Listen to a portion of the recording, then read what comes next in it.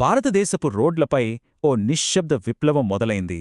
మరి దీని వెనుక ఎవరున్నారో చూద్దాం. పెట్రోల్ ఇంజన్ల శబ్దం పోయి ఎలక్ట్రిక్ హమ్ వినిపిస్తుంది. ఇది కదా అసలైన మార్పు. ఈ మార్పుకి కారణం వోల్ట్వే.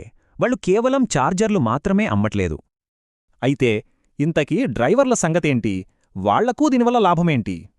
వోల్ట్వే వాళ్ల నమ్మకం ఒక్కటే: డ్రైవింగ్ ఎంత ఈజీనో ఛార్జింగ్ కూడా అంతే ఈజీగా ఉండాలి. డ్రైవర్లకు కావాల్సిందల్లా నమ్మకం.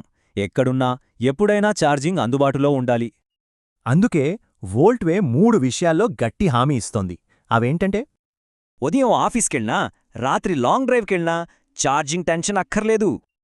కానీ వోల్ట్వే ఇచ్చేది కేవలం పవర్ మాత్రమే కాదు, అంతకు మించి. ఇక్కడ టెక్నాలజీ, కంఫర్ట్ రెండూ కలిసే ఉంటాయి. అదే వోల్ట్వే ఎక్స్పీరియన్స్. ఇక్కడ అసలు విషయం ఏంటంటే, ఛార్జింగ్ అయ్యే టైంని వాళ్ళు ఎలా మార్చేశారన్నదే. అంటే ఛార్జింగ్ టైం ఓ పనిగాదు, అదొక రిలాక్స్ అయ్యే మూమెంట్. ఈ మార్పు కేవలం మన కంఫర్ట్ గురించి మాత్రమే కాదు, దీని ప్రభావం ఇంకా చాలా ఉంది.